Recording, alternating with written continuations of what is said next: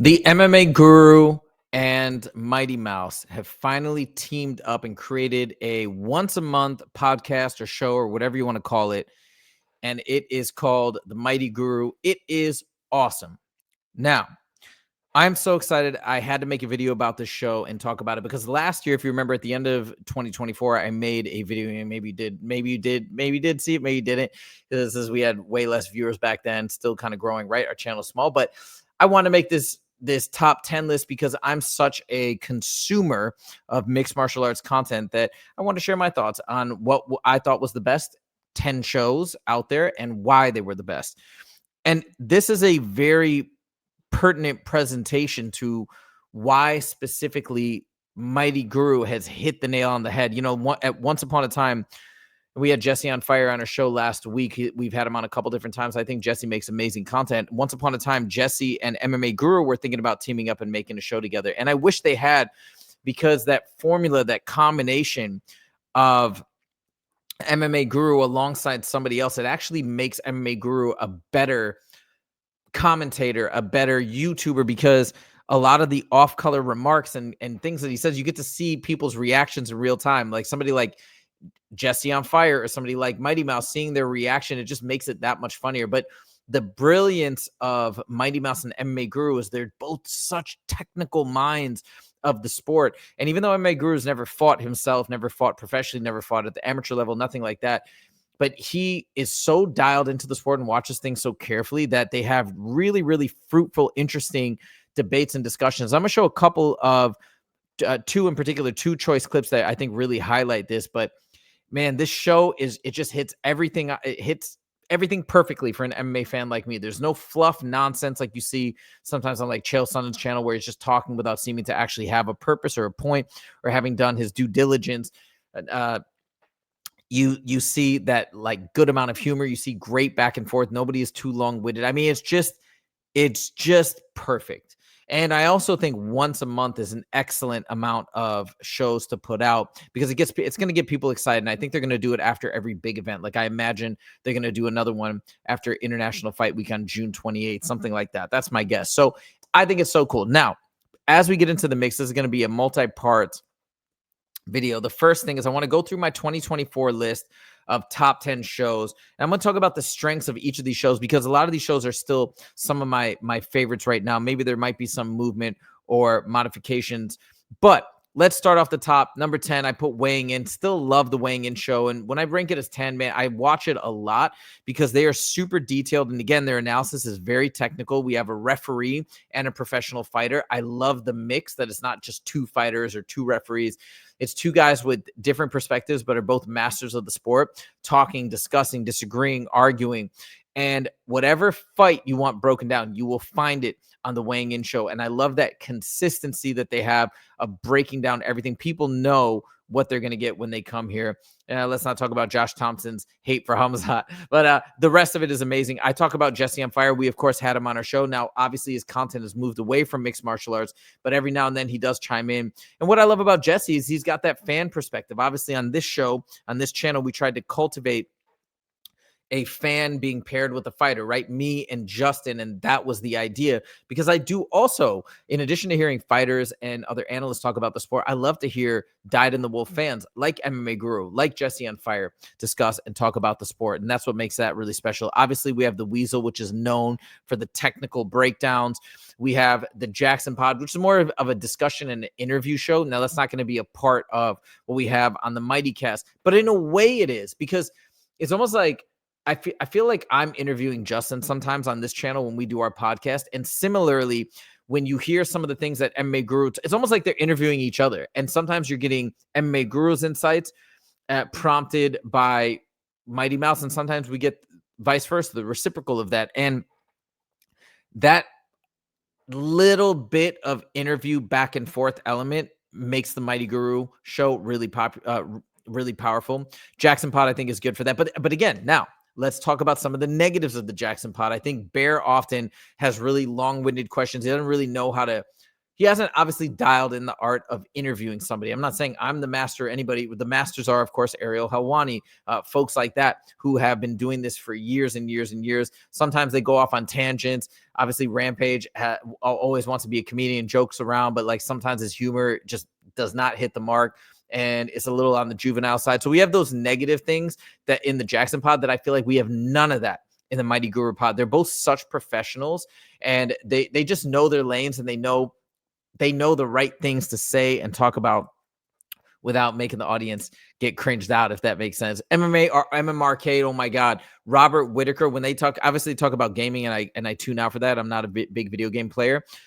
But when they talk about fighting, and the co-host, I think his name is Johnny. I hate to say, I mean, I'm just going to be honest. Like I kind of tune him out as well. But people probably tune me out and listen to Justin. So I'm not saying it in a negative way, but what I tune in for on that show, man, Robert Whitaker, again, that insight, that ability to break down fights like Mighty Mouse, actually like MMA Guru as well, is so valuable. Plus, they have a great back and forth, good relationship. I mean, Robert Whitaker is as real as they come, and that's what makes that show incredible. Ariel Helwani, this is the best show on the planet for interviewing fighters. Nobody will ever match that, but I don't think Mighty Guru is trying to go in that direction. Ariel is going to stand alone atop that hill. Man, big shout out to Funky and the Champ. I know Ben Askren is going through some major health issues right now, but these guys, again, have that perfect, beautiful balance of back and forth, of differing opinions, technical analysis, but they're both just naturally funny guys. They banter a lot. They're both extremely intelligent. Ben Askren does not get enough credit for being such a great mind of this sport, such a great analyst, and he's not afraid to say whatever is on his mind. He's not afraid to hurt people's feelings. So this one is super underrated. My thoughts and prayers go out to Ben Askren and his family. Let's hope that he makes a full recovery. We shall see, as that story is still evolving. Pound for pound, Kamaru and Henry, I'm still a big fan of this show. I think they do a lot of things right. And again, I'm more of a fan of Kamaru than Henry on this show. Not to say I like Henry too. I think it's a great balance, but Kamaru is one of those guys with really, really phenomenal analysis. And I think they do a great job back and forth. MMA Joey and MMA Guru, of course, at the top of my list.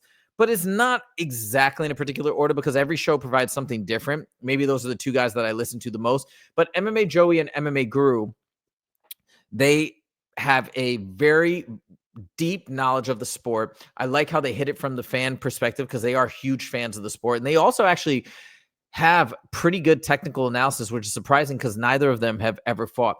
But this is my list, and that's kind of the why that I like all of these shows. Now, coming back to the Mighty Guru show, they have a lot of these elements. Okay. They have a lot of these elements baked into the show with the dynamic, with the back and forth. And I also think the frequency is going to be very important. Each of them are doing their own thing. They're running their own YouTube channels, but once a month, they're going to come together and collaborate. I'm just so excited. I think this must have been a carefully thought out plan, and it's brilliant. Now we're going to go through two little highlights just to show you guys what this show is about. Now, this is the first one where they're talking about the Kayla Harrison dominance over Julianna Peña. And you can see here the sense of humor. Even Demetrius Johnson, obviously MMA Guru's known for going after fighters to some extent and being a little bit negative. But even the good thing about this balance is even Mighty Mouse isn't afraid to throw little jabs and be funny at fighters' expenses occasionally, I think still in a respectful way. And this is a prime example of them talking about Julianna Peña, who looked completely outclassed against Kayla Harrison. That's more of a compliment to Kayla than a negative about Julianna, but you can just see them teasing and laughing about some of the fighting techniques that they witnessed during that fight. Check this out. It's like, yeah, it's just so far behind where, yeah. But my dad called me and I thought it was funny. Like, what'd you think about that? What'd you think about that? it is. Julianna, listen, I could go full guru here and get the show canceled before it even begins. But Julianna Peña, like, I had a tweet about this, and it was an offensive tweet. I was in a mood. I was in a steaming mood about it. You know, I was correct in my prediction of Kayla Harrison, but I said something about easy dominant win. This is unorthodox advice, I said. But Julianna Peña should try this new thing called looking like you've trained a single lesson of MMA in your life. You know what? I said it was this new revolutionary technique because I was watching her on the feet in that fight, and I was thinking, ooh, this is just this is the world champ here that we're looking at, and it needs to be better than this. Is what I was looking at. It just needs to be we need to bring that level just up to the women's flyweight level. Now I'm admitting women's flyweight. So there you go. You get what I'm saying, right? So a couple of things I want to point out here. Again, remember I said when MMA Guru and Jesse on Fire did that show, it just made it so much better because MMA Guru cracks his jokes. Usually he's just talking into the void and people are responding and commenting on chat. But here you get to see somebody reacting and responding in real time, and just watching Demetrius Johnson crack up at those comments. It just makes it that much funnier. So the dynamic is amazing. But on top of that, we get to see they actually are having real technical discussions and technical breakdowns of these different fighters. And it's like, even though MMA Guru has not fought, he can stand on his own 2 feet because he's so dialed into the sport and have a meaningful conversation with Demetrius Johnson. Last thing I'll say, though, on this, I know they're beating up a little bit on Julianna, but why does she look like that? It's because Kayla is that good. Obviously, Julianna has done well. She may be not nearly at the level of Kayla Harrison, and we saw that. May not be at the level of Amanda Nunes, right? She maybe had that one victory, but whatever, and that's okay. But she belongs at this level. She's in the UFC. She's had victories in the UFC. It's just she's the best. She's the best. I think she beats Amanda Nunes. So I just wanted to say that, but they're having a little bit of fun with it. And it's a fruitful conversation, but it's also very entertaining, I think, again, because of that back and forth. Did you see Guru's like, hey, I'll get this show canceled. I'll go full Guru. And Demetrius Johnson is just the best. He's like, do it. So it's a great dynamic, and he's in for the ride no matter what is to come, I think. Okay, now we're going to end on this last clip. This is a discussion of the Kevin Holland victory over Vicente Luque. And I thought this breakdown of how Kevin Holland got the victory, what he's able to do, what's in the future for him, the discussion that they have going back and forth, is again a great example of not the stuff that MMA Guru is infamous for, the negative comments, the John Jones is this or that, or all this crazy stuff. People don't realize, because of all the negative attention that Guru gets, that he is a true mind of the sport, and he really understands fighters, their trajectory, their abilities, their skill sets, etc. So listen to this very, very technical breakdown of what happened with Vicente Luque versus Kevin Holland and what's in the future for Kevin Holland as well. The way I think it was an anaconda choke that he hit Luque with, which is Luque's move. Because he hit Tyron Woodley with it, the exact same one, and Tyron Woodley with it. Yeah, he's hit so many guys with that move. I mean, I wish I could list a few names of them, but yeah, he's hitting a few guys with that dash choke. I think he hit Chiesa with it as well, didn't he? When he was scrambling out of a takedown, he latched up that submission, rolled him over. Yep. Yeah, he hit him with a dash choke anyway, but the front chokes have always been Luque's move. So for Holland to hit him with it is, dude, Holland's dialed in. Holland's locking in. I think Holland is realizing that at 170, hold on. If I stay committed here and don't take these silly Reina Dorida matchups at 185, or I'm going to get out physicality, he can give problems to that division, you know. He can give problems. And he called out Covington next. And I'm thinking he beats Covington. Yep. And if he beats Covington, we're looking at top 5 contenders all of a sudden for Kevin Holland and Mr. 4570. And all of a sudden, those top 5 might not know what a 4570 is. Again, just throwing in those little references. I love that.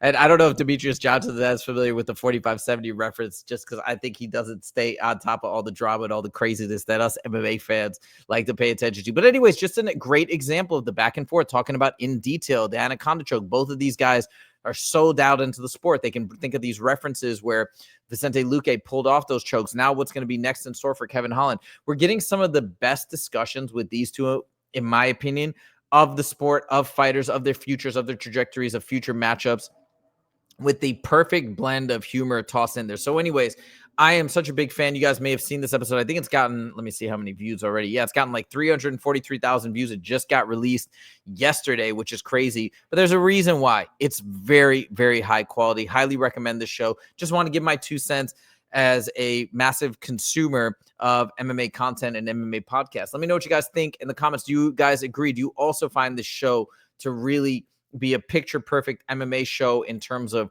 what it provides, or are you not fans? Let me know what you think in the comments. Thank you guys so much for joining, and we'll see you in the next video. Take it easy.